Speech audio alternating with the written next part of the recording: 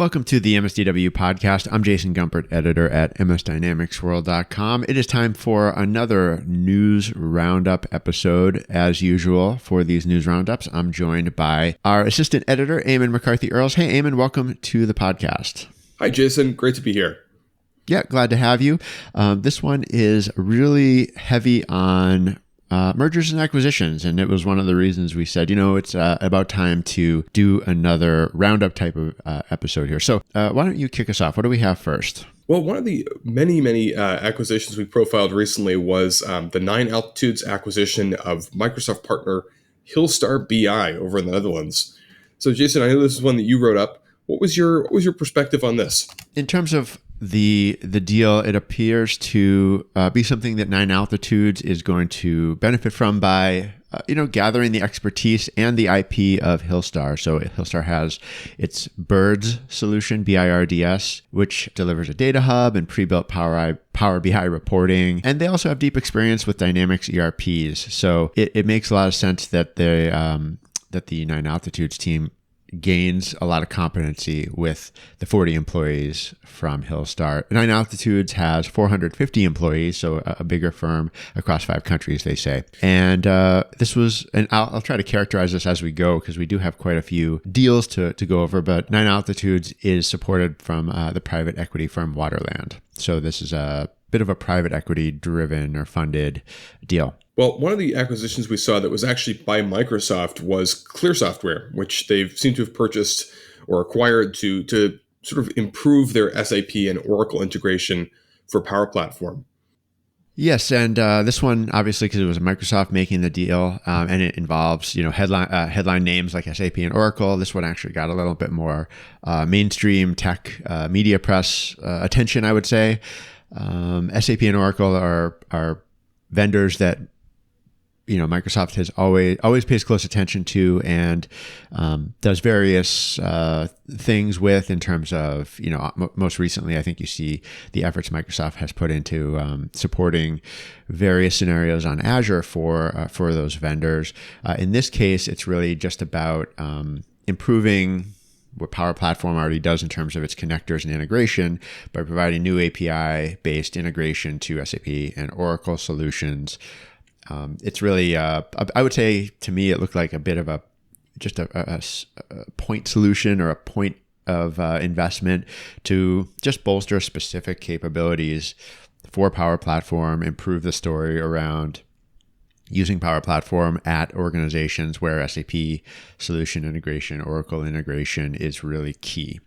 So that's what this appears to be. Clear Software is a firm founded by system integration type of consultants with SAP and Oracle experience, and they built out this integration platform really based on bringing integration to those ERPs. So it makes a lot of sense that that would be a candidate if Microsoft's looking to boost the integration to those types of systems.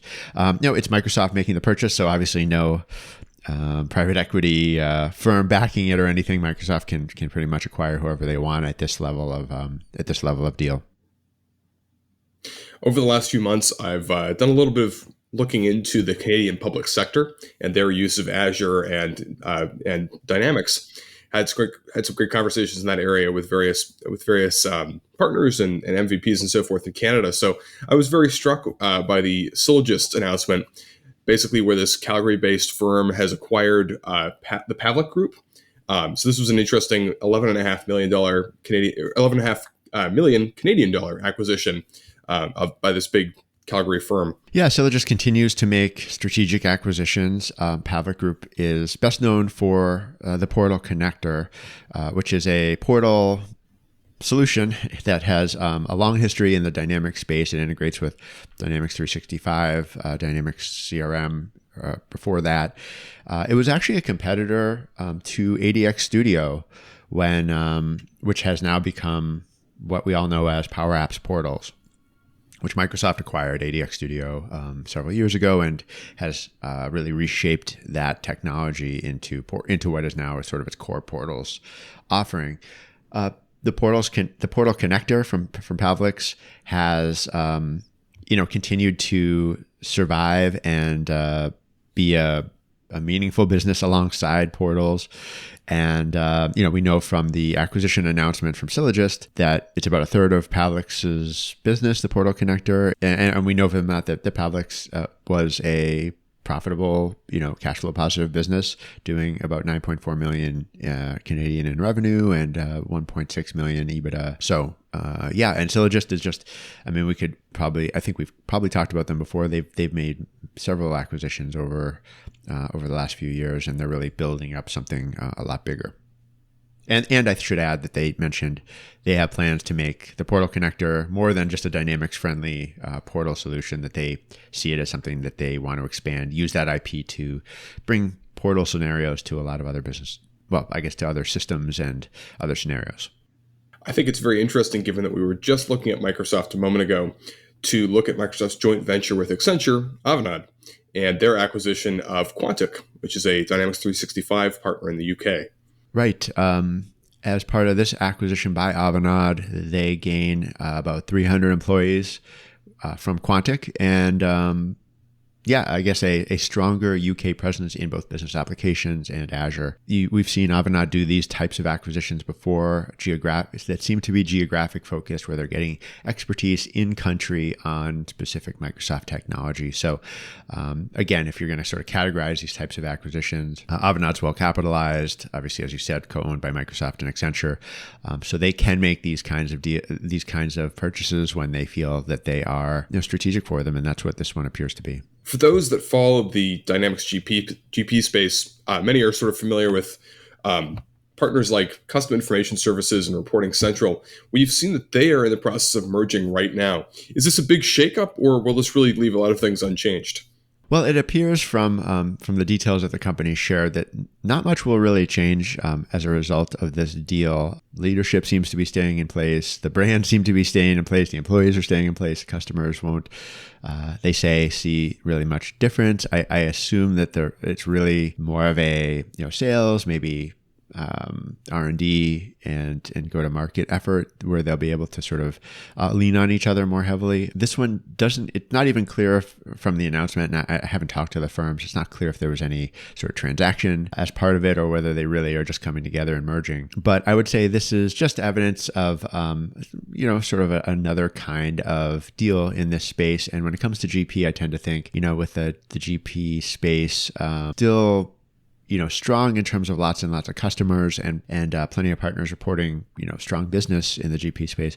I think firms in this space are also very, very carefully making decisions about how to strengthen themselves by joining forces, or by, picking up the GP practices of other companies that are maybe thinking about getting out of the space. So I think it's a bit of consolidation and a bit of fortification, if you will. And we'll keep seeing evidence of that through deals not exactly like this, but in a similar vein. Was there any sort of GP component, or more of a general Dynamics 365 component, when Sikich acquired the PA Group in their sort of recent acquisition endeavor? Well, Sikich, I don't think there was a real specific GP focus, because Sikich provides solutions across Dynamics 365 F&O, formerly AX, Business Central, formerly NAV, CRM as well.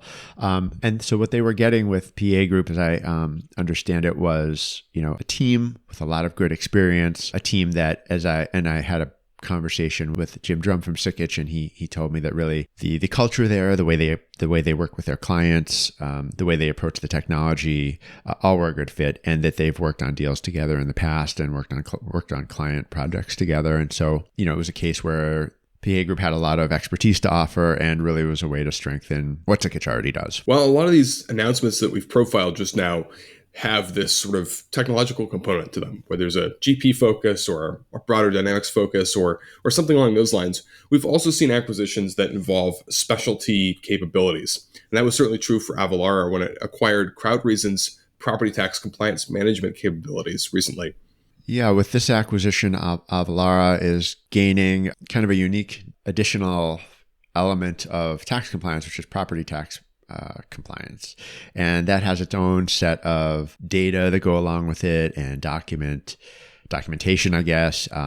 It's really, I don't want to dive too far into it because I'm really not an expert in it, but managing property tax returns and property tax return requirements is its whole own competency, and Avalara is just broadening what it can do with that. And of course, they are very active in the Microsoft channel as well as other channels, and so they're a name that most people in the Microsoft Dynamics, Microsoft Business Application space will be aware of.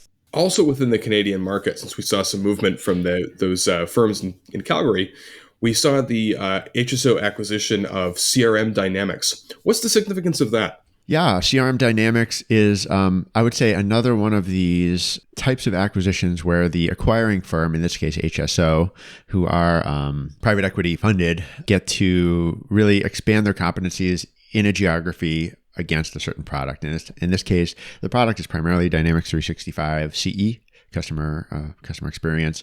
CRM Dynamics is a well-known veteran firm in the Dynamics space focused on CRM. According to the announcement, they've done 700 implementations. They've been in business 15 years. I knew of them, and with a Canadian focus, it just gives HSO, again, something similar to maybe what we've already talked about, which is that improved presence and more experts. And as we saw with, as you see with Sikich, as we saw with probably the Avanade deal, there's a huge value in bringing in a team of already experienced expert professionals who can do this kind of work, as opposed to hiring and training new people, where there's always the general conventional wisdom is that there's always a shortage. So a lot of value in that as well. Oh, sorry. I would just add that this is HSO's third deal in the region since getting private equity funding from the Carlyle Group in 2019. One of our last announcements that we sort of profiled was Provence's launch of ServiceTeam ITSM Professional. See, I read it off in one go. I actually got the phraseology right, I think, which actually is sort of an offering that seems to encompass both Power Apps and Dynamics 365, which is interesting because many of these other ones have had a specific Dynamics focus to them. Yeah, I think we'll be seeing more about the ServiceTeam ITSM Professional solution on our site. I know they've been making a lot of efforts. Provence is a sponsor of MSDW, so take that into consideration. But certainly can learn more about it on our site. It was a product launch, which is always exciting. As many times as you see an integration or news about a product, a new product launch is always kind of cool. So it just adds to their ITSM suite built on Power Apps. Well, in addition to encouraging our listeners to go ahead and read some of these items, I would also encourage folks to take a look at some of our recent features. We had a great piece from Asif Ramani, if I'm saying their name correctly, about digital adoption platforms for enterprise software users and sort of what the key takeaways are for that space. Additionally, we have a new piece out on business process management for a Dynamics 365 implementation and the process of going beyond diagnostics from Edwin Youngsma. And last but not least, Microsoft Dataverse Custom APIs in Workflows, Power Automate, and Beyond by Sam Kumar. So all great pieces that I would encourage our listeners to go ahead and check out on the site.